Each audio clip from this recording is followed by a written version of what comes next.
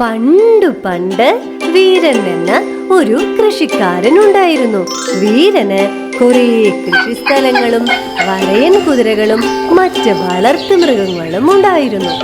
അങ്ങനെയിരിക്കെ ഒരു ദിവസം നമുക്ക് പുൽമേട്ടിലേക്ക് പോയാലോ? എന്നാൽ വായോ, നമുക്ക് പോകാം. അങ്ങനെ അവർ പുൽമേട്ടിലെത്തുന്നു. ഈ സ്ഥലം കൊള്ളാമല്ലോ. അതെ, കൊള്ളാം. നല്ല പച്ച പുല്ല്. അതെ അതെ, നമുക്കിനി നാളെയും ഇങ്ങോട്ട് തന്നെ വരാം. വരാം. അല്ല, ഇങ്ങോട്ടൊന്ന് വായോ. ഇതൊരു കരടിക്കുട്ടിയല്ലേ? 12 seconds later. അതെല്ലോ, ഇതെന്താ ഇവിടെ കരടിക്കുട്ടി? ഇനി വല്ല വഴി തെറ്റി വന്നതാണോ എന്തോ? അതെ, ഞാൻ അച്ഛന്റെയും അമ്മയുടെയും അടുത്ത് നിന്നും വഴി തെറ്റി ഇങ്ങോട്ട് വന്നതാ. ശരി, പേടിക്കണ്ട, അവര് വരും. ഞങ്ങളുടെ കൂടെ കൂടിക്കോ. നമുക്ക് നല്ല ഒരു ആശാനും ഒരു വീടുമുണ്ട്.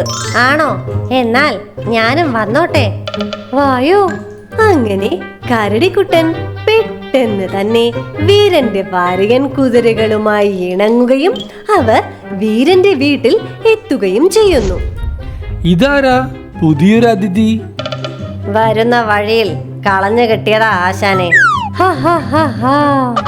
എന്റെ അച്ഛനെയും അമ്മയെയും കാണാതായി.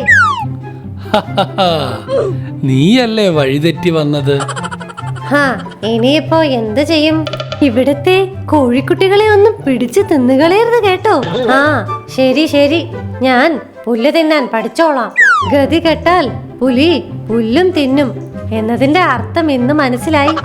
മറ്റൊരു ദിവസം, കരടിക്കുട്ടാ വായോ, നമുക്ക് കിഴക്ക് വശത്ത് പുൽമേടിൽ പോയി കളിക്കാം. വേണ്ട കരടിക്കുട്ട, എന്റെ കൂടെ വാ.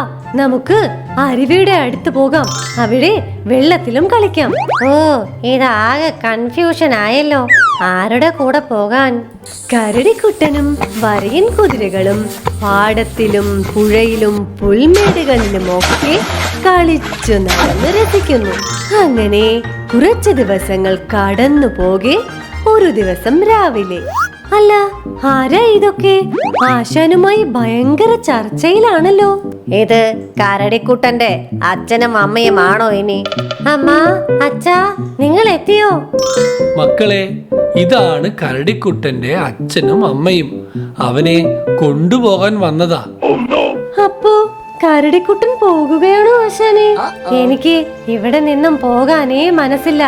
എന്തു രസമായിരുന്നു ഇവിടെ.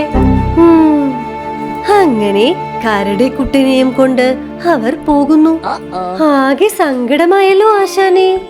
സാരമില്ല മക്കളെ, അങ്ങനെ ചിലർ ജീവിതത്തിൽ അതിഥികളെ പോലെ കടന്നു വരികയും പോവുകയും ചെയ്യും. നിങ്ങൾ പോയി നിങ്ങളുടെ പണി നോക്ക്. കുറച്ച് ദിവസങ്ങൾ കഴിയുമ്പോൾ എല്ലാം ശരിയാവും. ശരി ആശാനെ.